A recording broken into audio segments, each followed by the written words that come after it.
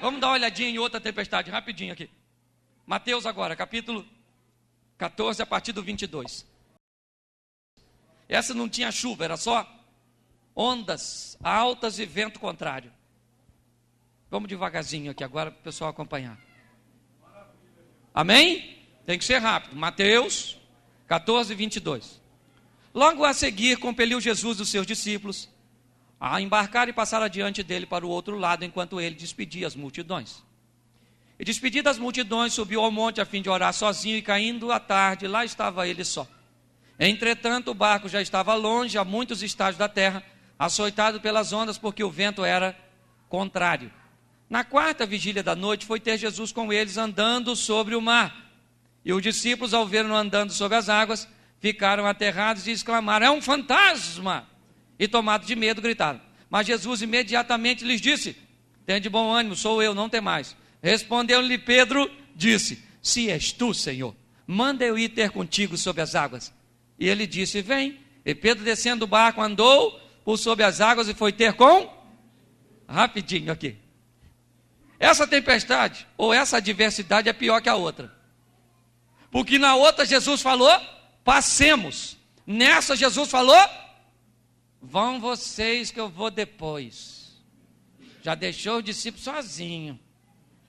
É ou não é? E pior, os discípulos devem ter pensado: como é que ele vai depois se nós vamos no barco? Não tinha uma lanchinha, um jet ski, não tinha nada na época ainda, entendeu? O discípulo deve ter falado: esse negócio não vai dar certo, gente. Estamos cansados de pegar tempestade no mar. Mas foram e Jesus ficou em terra. Jesus manda os seus discípulos irem. Olha, velho, agora o teste é mais rigoroso. E ele fica em terra, em segurança, em solo firme, e manda o seu discípulo para uma situação instável. Jesus despediu as multidões. Por volta das 6 horas da tarde, da primeira vigília, vai ele para o monte, que estava a fim de orar sozinho, né? Nisso, os discípulos estão lá no mar, açoitados pelas ondas, e o vento era... Cuidado, querido, o vento sempre sopra para onde nós não estamos querendo ir. É sempre contrário. E os discípulos estão lá. E Jesus vai encontrar com seu discípulo que horas? Na quarta. Isso é a partir das 3 horas da manhã. O discípulo passou a noite toda naquela tribulação. Isso é que é uma lição grande. O que Jesus está querendo ensinar para eles? Aquela tribulação, vento contrário, de repente, quem é que vem? Jesus, dando um rolezinho em cima d'água. Vem ele, dando, não sei como é que pode. Vem andando tranquilão. O vento contrário, soprando as ondas altas, e ele vem dando um rolé. Tranquilão. Fazendo uma caminhada. O discípulo estava tão atemorizado, mas tão atemorizado, que quando eles viram Jesus, ele falou: gente, é um fantasma. Se não bastasse esse vento contrário, agora uma assombração para perturbar a gente. Olha bem. E aí Jesus falou: calma, gente, sem crise, sou eu. Cheguei. Pedro, sempre ele. Pedro falou: aí, Jesus, se é o Senhor mesmo, manda eu ir aí então, dar uma voltinha sobre a água. Jesus falou: vem, Pedrinho, pode vir. E Pedro então começou a andar sobre as águas também. Os discípulos olhando, Pedro andando, Jesus aguardando. E essa tempestade queria ensinar uma coisa: Jesus andou sobre as águas e permitiu que Pedro andasse também.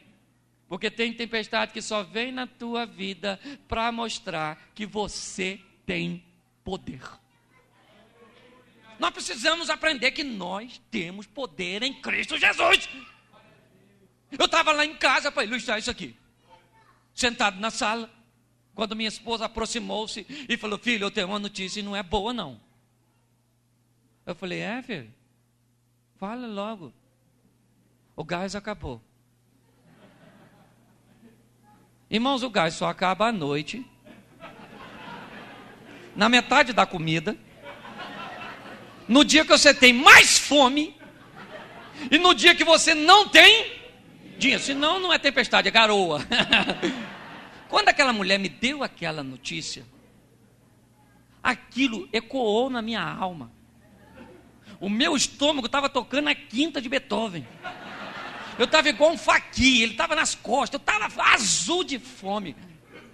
E ela olhou para mim e disse: filho, acabou o gás. Aquilo foi uma apunhalada, aquilo foi... Naquele momento eu vivi uma tempestade muito grande. E coitada, a mulher não sabia de nada.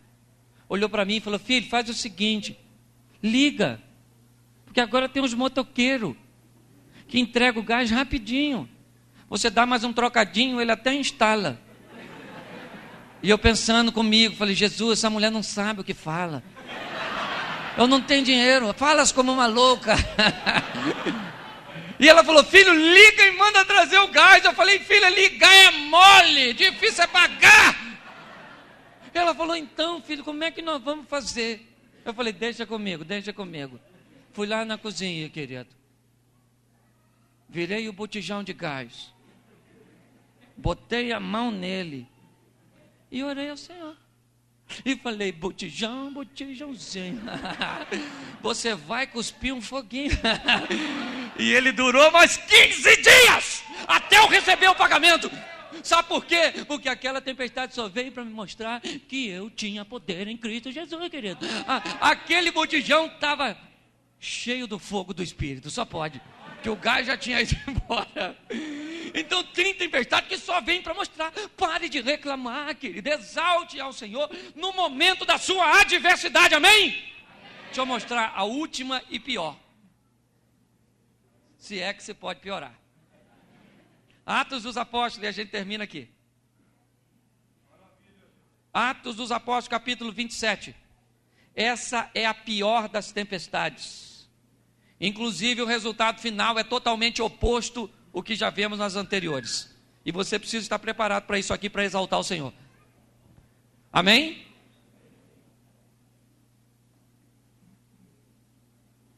Capítulo 27, verso 1.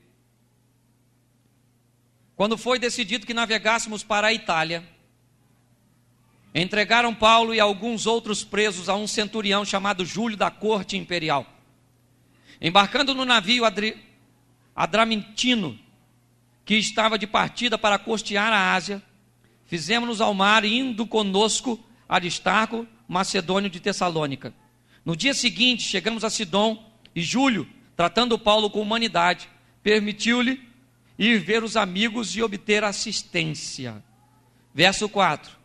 Partindo dali, navegamos sob a proteção de Chipre, por serem os ventos contrários, ou contrários os ventos. Esta situação, Paulo era prisioneiro, vai embarcar no navio como prisioneiro, e desde o momento do início da viagem, já é uma viagem difícil, muito difícil. Quero te mostrar isso aqui. Ainda no capítulo 27, verso de número 14. Entretanto, não muito depois, desencadeou-se do lado da ilha um tufão de vento chamado Euroaquilão. E sendo o navio arrastado com violência, sem poder resistir ao vento, cessamos a manobra e nos fomos deixando levar. Olha que a intensidade era tão grande que eles não tinham como mais esboçar resistência. Retiraram a âncora e deixaram, foram à deriva, né? Uma das situações mais perigosas para uma embarcação, mas eles não tinham como controlar. Veja bem, verso de número 27. Quando chegou a 14ª noite, olha o tempo que durou essa dificuldade, sendo nós batidos de um lado para o outro no mar Adriático, por volta da meia-noite, pressentiram os marinheiros que se aproximavam de alguma terra. Parece que eles estão em segurança, se aproximando da terra, mas tem um problema. Eles se aproximavam da terra desgovernados. A proximidade, na realidade, colocava aquela embarcação numa rota de colisão e não trazia segurança. E nas demais tempestades que vimos, quando jogaram Jonas fora, a tempestade cessou. Quando Jesus repreendeu o vento e o mar, imediatamente a tempestade passou. Nessa última que nós vimos agora, quando Jesus coloca o pé na embarcação, passa. Todas as 3 embarcações que vimos até aqui se manteve intacta. Porém, esta não. Esta embarcação vai afundar. Para esta embarcação não tem jeito. Ela vai colidir com as rochas e vai perecer. Esta embarcaçãozinha aqui, querido, vai se perder. Para ela não tem futuro. Às vezes nós vamos enfrentar a tempestade que pode afundar a nossa embarcação. Há 2 anos e meio atrás eu enfrentei uma tempestade que afundou meu barquinho. Levou meu irmão num câncer no esôfago. Eu orei muito para o meu irmão. Pedi muito ao Senhor. Mas não teve jeito. Afundou. Meu irmão. Não queria que ele fosse. Mas aprove a Deus. Saiba de uma coisa. Tem tempestade que vai afundar a tua embarcação. Tem tempestade que vai tirar o teu emprego. Tem tempestade. Tem tempestade que vai roubar a sua saúde. Tem tempestade que vai roubar a sua paz. Tem tempestade, às vezes, que vai levar um filho seu para as drogas. Tem tempestade extremamente verdadeira, tufões. Só que eu quero te mostrar uma coisinha para eu encerrar. O verso de número 44 deste capítulo nos diz assim: quanto aos demais que se salvassem, uns em tábuas e outros nos destroços do navio. E foi assim que todos se salvaram em... Quantas pessoas pereceram neste naufrágio? Nenhuma. Alguém morreu aqui? Eu quero te dizer uma coisa, querido. Por maior que seja a tua tempestade, Deus proveu para você e para mim uma tábua de salvação. E o nome desta tábua é Jesus de Nazaré. A tempestade pode afundar teu navio, querido, mas ela não vai levar você para o fundo.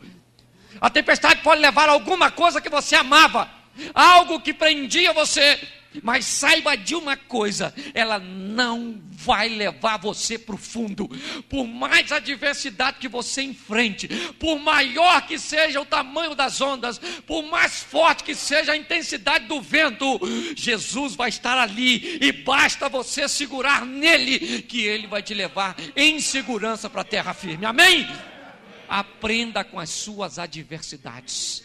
Não reclame, aguarde Deus agir. Quando o barquinho afundar, pode olhar que tem uma tábua para você se segurar. Amém? Feche seus olhinhos aí agora, por favor, em nome de Jesus. Pode fechar que ninguém vai pegar nada seu. Tem uns irmãos que não fecham, eu acho que é desconfiança. Fecha. Eu quero só fazer um apelo rapidinho. Sei que a hora está avançada, mas se tem alguém aqui hoje, só se tiver, eu não prego para emocionar ninguém. Também não vou ficar falando muito, é só se Deus tocou no teu coração. Se você está enfrentando uma grande tempestade, mas é grande, não é ventinho não. E você gostaria hoje de receber um suporte de Deus para aguardar até o final, para entender o que Deus está querendo te ensinar, porque essa tempestade ela vem para te fazer amadurecer, para te ensinar algo. Só quem está enfrentando tempestades violentíssimas.